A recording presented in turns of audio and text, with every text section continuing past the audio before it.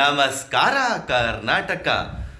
D boss Darshan ಅಣ್ಣ full ರೊಚ್ಗೆದು ಬಿಟ್ಟಿದ್ದಾರೆ ಗುರು. ಏನಪ್ಪ ವಿಷಯ ಅಂದರೆ ಕಾಟೇರ ಟೈಟಲ್ ಬಗ್ಗೆ ರೀಸೆಂಟಾಗಿ ಉಮಾಪತಿಯವರು ನಾನೇ ಆ ಟೈಟಲ್ನ ರಿಜಿಸ್ಟರ್ ಮಾಡಿಸಿದ್ದು ಹಾಗೆ ಹೀಗೆ ಅಂತ ಹೇಳಿದ್ರು. ಅದಕ್ಕೆ ಡಿ ಬಾಸ್ ಅಣ್ಣ ಇವತ್ತು ರೊಚ್ಗೆದು ಬಿಟ್ಟು ಸ್ಟೇಜ್ ಮೇಲೆ ಉಮಾಪತಿಯವ್ರಿಗೆ ಡೈರೆಕ್ಟಾಗಿ ಅಯ್ಯೋ ತಗಡು ಆ ಟೈಟ್ಲ್ ಕೊಟ್ಟಿದ್ದೆ ನಾನು, ಮತ್ತು ರಾಬರ್ಟ್ ಟೈಟ್ಲು ಕೊಟ್ಟಿದ್ದು ನಾವೇ ಅಂತಲೂ ಫುಲ್ಲು ರೊಚ್ಗೆಟ್ಬಿಟ್ಟಿದ್ದಾರೆ ಡಿ ಬಾಸ್ ಅಣ್ಣ. ಅದ್ರದ್ದೊಂದು ಕ್ಲಿಪ್ಪಿಂಗ್ಸ್ನ ನಾನು ನಿಮಗೆ ಕೇಳಿಸ್ತೀನಿ. ಹೆಂಗೆ ಮಾತಾಡಿದ್ದಾರೆ ಅಂದರೆ ಬೊಂಬಾಡಾಗಿದೆ ಸ್ನೇಹಿತರೆ. ಒಂದೇ ಒಂದು ನಿಮಿಷ ಮಾತ್ರ ಸೂಪರ್.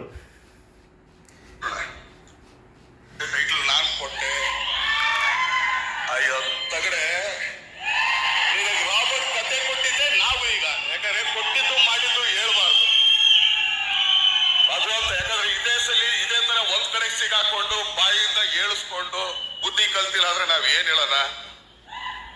ಈಗ ಈ ಕತೆ ಇಂಥ ಒಳ್ಳೆ ಕತೆ ಯಾಕಪ್ಪ ಬಿಟ್ಟೆ ನೀನು?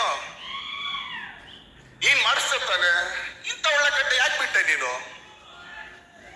ನಿನ್ ಜಡ್ಜ್ಮೆಂಟ್ ಅಷ್ಟು ಚೆನ್ನಾಗಿದೆ, ಗುಡ್. ಮಾಡ್ಬೋದಾಗಿತ್ತಲ್ಲ. ಟೈಟ್ಲ್ ನಾನು ಕೊಟ್ಟೆ, ಟೈಟಲ್ ಇಟ್ಟಿದ್ದೆ ನಾನು. ಸೂಪರ್ ಗುರು. ಹೆಂಗೆ ಟೈಟ್ಲ್ ಇಟ್ಟಿದ್ದೆ ಅಣ್ಣ ಇದೆ. ಬರೀ ಬರೀ ಡೈರೆಕ್ಟರ್ ಏನಕ್ಕೆ ಕ್ಲಾರಿಫಿಕೇಶನ್ ಕೊಡಕ್ ಬೇಕಲ್ಲ. ಯಾಕಂದ್ರೆ ನಾವೆಲ್ಲರೂ ಸುಳ್ಳು ಹೇಳಿದ್ರೆ ಎಲ್ಲ ಆಧಾರ ಹಿಡ್ಕೊಂಡೆ ಮಾತಾಡ್ಬೇಕು. ಟೈಟಲ್ ಸ್ವಲ್ಪ ಕತೆ ನೀವ್ ಹೇಳಿ ಸ್ವಾಮಿ. ಮದಗಜ ಟೈಟ್ಲು ರಾಮಮೂರ್ತಿ ಸರ್ ಹತ್ರ ಇತ್ತು. ಅದು ತಗೊಳ್ಬೇಕಾದ್ರೆ ಕಾಟೇರ ಟೈಟ್ಲನ್ನ ಉಮಾಪತಿ ಸರ್ ಕೊಟ್ರು. ಮದಗಜ ಟೈಟ್ಲನ್ನ ಬಾಸ್ ಹೇಳಿದ ತಕ್ಷಣ ನನಗೆ ರಾಮಮೂರ್ತಿ ಸರ್ ಕೊಟ್ರು.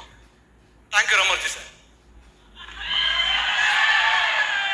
ಯಾಕೆ ಅಂತಂದ್ರೆ ನಮ್ಮ ಹತ್ರ ಬ್ಯಾನರ್ ಇದ್ರು ಕೂಡ ಮಾತಾಡೋಣ. ಯಾಕಂದ್ರೆ ಕ್ಲಾರಿಫಿಕೇಶನ್ ಕೊಟ್ರೆ ಕರೆಕ್ಟ್ ಆಗಿ ಕೊಡ್ಬೇಕು ಅಂತ. ಸಾಕತ್ತಲ್ಲ. ಟೈಟ್ಲು ಎಲ್ಲಿ ರಿಜಿಸ್ಟರ್ ಮಾಡ್ಸಕ್ ಹೇಳಿಚ್ಚಿನ ಫಸ್ಟ್? ನಮ್ಮ ಬ್ಯಾನರ್ನಲ್ಲಿ ರಿಜಿಸ್ಟರ್ ಮಾಡ್ಸಕ್ ಹೇಳಿದ್ರಿ. ಬಟ್ ನನ್ನ ಬ್ಯಾನರ್ನಲ್ಲಿ ಇರ್ಲಿಲ್ಲ ಜಾಗ ಅಂತ ನಾನು ಹೇಳ್ತಿದ್ದಂಗೆ ಆಯ್ತು ಅಲ್ಲೂ ನಮ್ಮ ಬ್ಯಾನರ್ ಇದ್ದಂಗಿದೆ ರಿಜಿಸ್ಟರ್ ಮಾಡಿಸು ಅಂತ ಅಲ್ಲೇ ಇಟ್ಟಿದ್ದು. ಟೈಟ್ಲ್ ಕೊಟ್ಟಿದ್ದೀವಿ. ಓಕೆನಾ ಸ್ವಾಮಿ?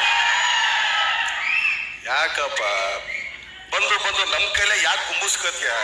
ಓ ಸೂಪರ್ ಗುರು. ಬಾಸ್ ಅಂತೂ ಫುಲ್ಲು ರೊಚ್ಗೆದ್ದು ಬಿಟ್ಟಿದ್ದಾರೆ. ಇರೋ ಕ್ಲಾರಿಟಿನ ಸಾಕಾತಾಗೆ ಹೇಳಿದ್ದಾರೆ ಸ್ನೇಹಿತರೆ. ಒಟ್ಟಿನಲ್ಲಿ ಬಾಸ್ ಬಗ್ಗೆ ಮಾತಾಡಿದ್ರೆ ಯಾವತ್ತೂ ಬಿಡಲ್ಲ ಅನ್ನೋದಕ್ಕೆ ಇದೇ ಸಾಕ್ಷಿ. ಇನ್ಮೇಲೆ ಮಾತಾಡಬೇಕಾದ್ರೆ ಎಲ್ಲ ಯಾರೇ ಆಗಿರ್ಬೋದು ಯೋಚನೆ ಮಾಡಿ ಮಾತಾಡಬೇಕು ಬಾಸ್ ಬಗ್ಗೆ ಅಂತ ಹೇಳ್ತಾ, ಸ್ನೇಹಿತರೆ ಇದ್ರ ಬಗ್ಗೆ ನಿಮ್ಮ ಅಭಿಪ್ರಾಯ ಏನಾದರೂ ಇದ್ದರೆ ಕಮೆಂಟ್ ಬಾಕ್ಸಲ್ಲಿ ತಿಳಿಸಿ. ಹಾಗೆ ನನ್ನ ಚಾನಲ್ನ ಯಾರ್ಯಾರು ಸಬ್ಸ್ಕ್ರೈಬ್ ಮಾಡ್ಕೊಂಡಿರೋ ಸಬ್ಸ್ಕ್ರೈಬ್ ಮಾಡ್ಕೊಳ್ಳಿ, ಸಪೋರ್ಟ್ ಮಾಡಿ. ನಮಸ್ಕಾರ.